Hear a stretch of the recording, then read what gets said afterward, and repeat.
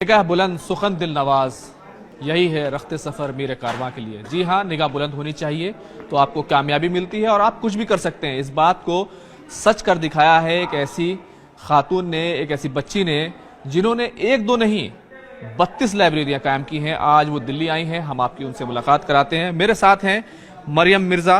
मरियम मिर्ज़ा ने 32 लाइब्रेरियां कायम की और उनको आज ये अवार्ड मिला है American federation of Muslim of Indian origin और दिल्ली यूथ वेलफेयर की तरफ से तो अवार्ड मिला है। मरियम, क्या कभी सोचा था इतना बड़ा काम कर देंगी? एक लाइब्रेरी कायम करना मुश्किल होता है, लेकिन आपने 32 लाइब्रेरी कायम की, कैसे हुआ ये थोड़ा सा बताइए। सबसे पहले तो अभी फिलहाल लॉकडाउन था, उसकी वजह से स्कूल्स वगैरह सब बंद थे।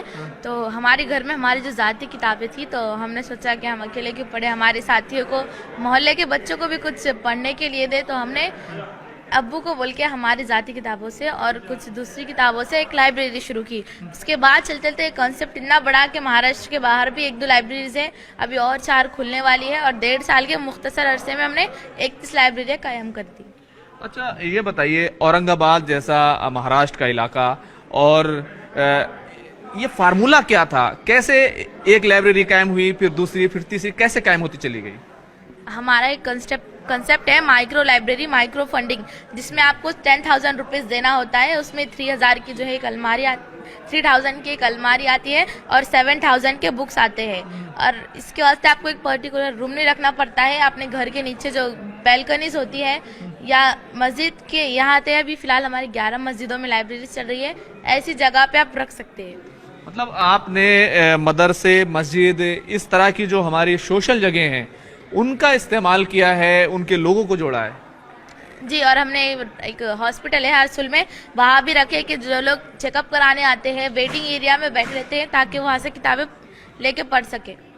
बिल्कुल, हमारे साथ इनके वालिद भी हैं। आप सोच रहे होंगे कि बहुत बड़ा रईस घराना होगा, बहुत बड़े एम्पायर के मालिक होंगे। ऐसा नहीं है। मिर्ज़ा अब्दुल क़य्यूम नदवी हैं और दारुल नदवतुल उलमा से पढ़े हुए हैं। उनके वालिद हैं मरियम मिर्ज़ा के। मिर्ज़ा साहब, ये बताइए कि बेटी ने कैसे कारनामा दिया, किस तरह का सपोर्ट मिला, कैसे ये काम करती थी? ये तो बहुत बड़ी बात है। असल मेरी दुकान किताबों की, मरियम को बचपन से किताब पढ़ने का शौक था। वो जब भी दुकान पे आती घर पे किताब ले आती, तब उसमें 150 किताबें जमा हो गई थी।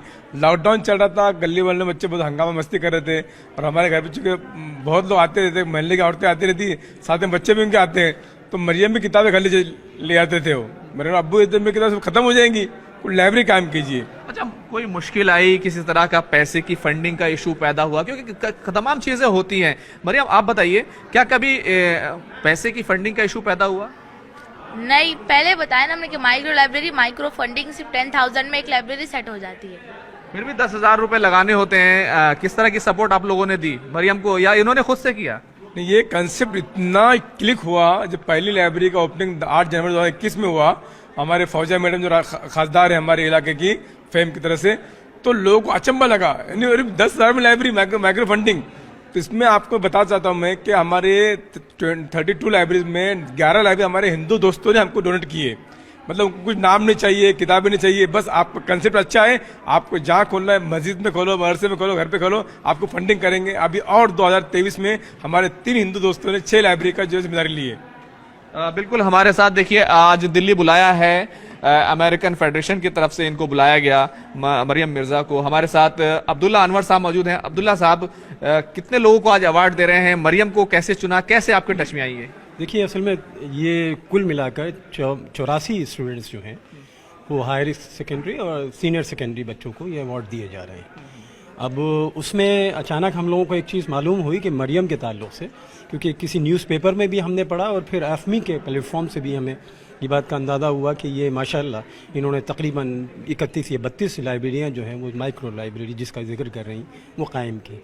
तो उसके लिहाज से हमने ये सोचा कि यकीनन इनका ये बनता है और ये यकीनन एक अचीवमेंट है इस बच्ची का, तो उनको दिल्ली बुलाया जाए और इस तरीके से उनको फैसिलिटेट किया जाए।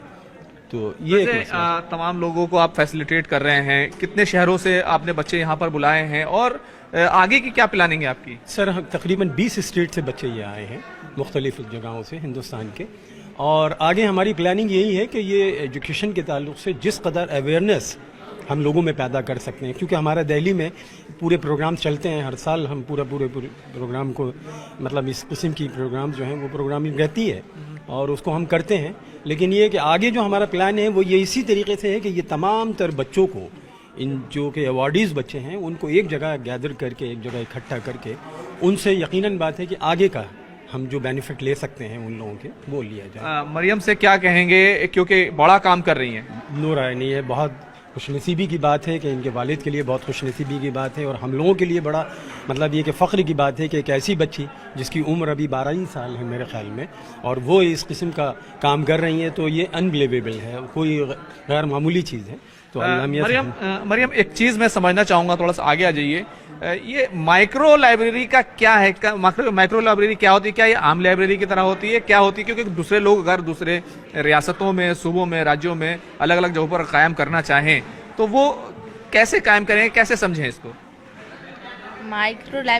आम लाइब्रेरी में कैसा होता है कि एक पर्टिकुलर एक जगह तैयार की जाती है लाइब्रेरीज के लिए, उसमें बड़ी बड़ी खर्चा होता है अलमारी का, किताबों का और बहुत सारी चीज़ों का। लेकिन माइक्रो लाइब्रेरीज में बहुत कम चीज़ लगती है, जगह भी कम लगती है और सामान भी बहुत कम लगता है। क्या किताबें ऐसी होती हैं, डिजिटल होती है, कैसी होती है? किताबें तो बच्चों की लाइब्रेरी से तो बच्चों के लिए स्टोरीज बुक, कुछ नात वगैरह की होती है और कुछ बच्चे लेके जाते हैं, पकवान की किताबें लेके जाते हैं, जनरल नॉलेज की, साइंस की, मज़ामीन की। बिल्कुल। क्या ये कितनी क्लास तक के बच्चों के लिए होती है लाइब्रेरी?